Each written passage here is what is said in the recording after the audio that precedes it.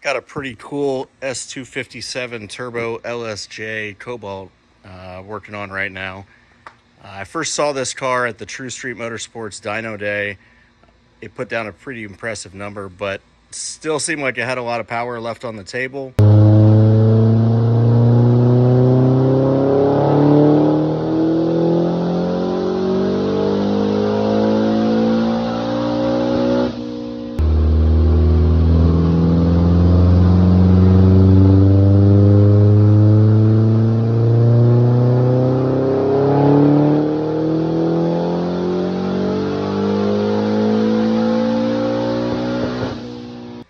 I got with the owner and said, hey, tell me what's going on. Tell me what you have done. And he explained that it was out of injector and needed some fuel system upgrades. So talked with him, got him lined out on what to get and what to install. And he brought the car to me to get tuned. Upon looking at it, noticed a few things. Number one, his boost control solenoid's hooked up a little different than it should be. He didn't have any good vacuum at the fuel pressure regulator. His PCV system is kind of hosed a little bit backwards and wonky. He's got the port for the head evacuated straight to manifold, so there's no separation happening between the oil vapor coming off the head. Really, it's just the valve cover is getting separated out on the PCV system. Also, these two hoses should be flipped where the clean side is on the manifold vacuum side. So he has a little, I don't know if I can get it in the picture. He has a vacuum manifold down here that needs some re-plumbing, if you will. I don't know that he's getting good strong vacuum at that manifold. I was going to put a gauge on it and see what's going on, but I need to find some suitable vacuum ports and drill and tap his compressor housing to have a vacuum port, or I should say a boost port, off the turbo housing going to the wastegate solenoid. So going to straighten all these things out for him and then get some tuning work underway. This car's kind of cool. It's got extended range MAF sensor. He's got an ethanol sensor dialed in there, and looking forward to seeing what this thing should make on the power. It should put down high 500s easy, if not knock it on the door of 600 wheel horsepower when we're done with it. All right, got the charge pipes out of the way. I'm gonna go ahead and take off the wastegate. I've already got the V-band nut loose. Now I just gotta get the clamp off of here. Get this wastegate out of the way so I can get to the turbine housing. I'm going to drill and tap that housing here in just a minute. Okay, so another small problem here is the top port is only vented to atmosphere when you're using a manual boost controller. When you have an electronic boost controller, this port here needs to be plugged. So I've got to plug that, and then we're going to be rerouting these hoses once I pull that compressor housing off there.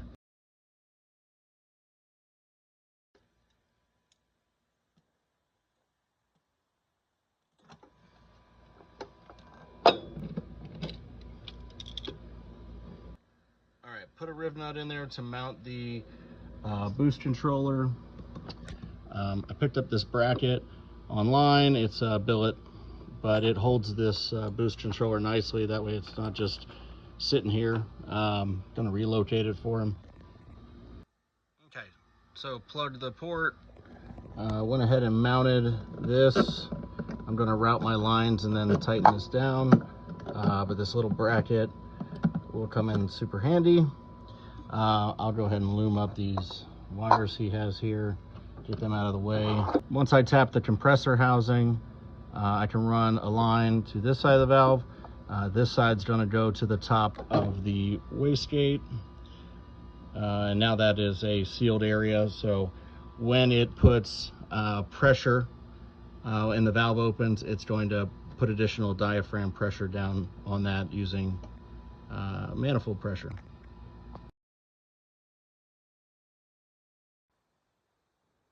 ahead and mounted Ari's catch can here. He had a breather filter right here on top, and based on the design of this, it was not allowing enough vacuum. In fact, because he had this connected to this vacuum distribution manifold here, nothing here was getting appropriate vacuum because any of the suck was basically being counteracted by the little filter he had. So the other problem, and this is an issue I see on a number of LSJs actually, okay? So anything that needs vacuum, particularly the PCV and like the evap here, they can't also see boost, right? It would pressurize this can and force any oil collected back into the motor. So what we're going to do here is came up with a way to draw vacuum from pre-turbo inlet here. So what I did, let's see if I can show you. I made a little venturi, and that venturi, so basically I took a 3/8 bar by 1/4 MPT, and I drilled and tapped the inside of it for 1/8 NPT. And I basically made a venturi nipple, and this is basically how a whistle works, if you will. So I drilled a hole in his air intake, and we're going to thread this in here, and essentially, as pre-turbo air on the intake side comes in, it's going to create a vacuum, and we're going to use that vacuum as our PCV vacuum source. So this is going to sit pre-turbo right down there. We're going to connect this to our clean side of our catch can, and then I eliminated that vent filter, the little breather, because the way this catch can's set up, it was basically taking raw unmetered air and sucking it directly back into the engine. This vent filter or breather filter was just bypassing any of the vacuum that we were creating, and it was causing a number of issues. When I tested the car to start tuning it, I started with setting the fuel pressure, realized right at the FPR I had like little to no vacuum. I've since routed this directly to the intake manifold here. He's got a couple other boost gauges I'm gonna tee into this line as well. But we're also isolating the catch can from any boost, any area where this would see boost, like the intake manifold.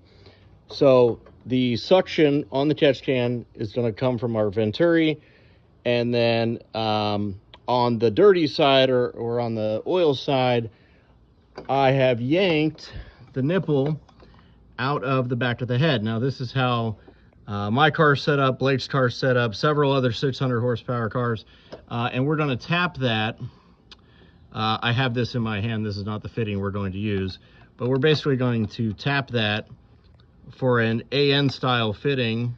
1/8 NPT, the fitting I ordered is 6 AN, and I'm going to use that, come over here, come down here and put a T, and then from the head I'm going to run 1/4 MPT by 6 AN and come over here, run a hose and tee the valve cover PCV port and the head PCV port together into the dirty side of the catch can.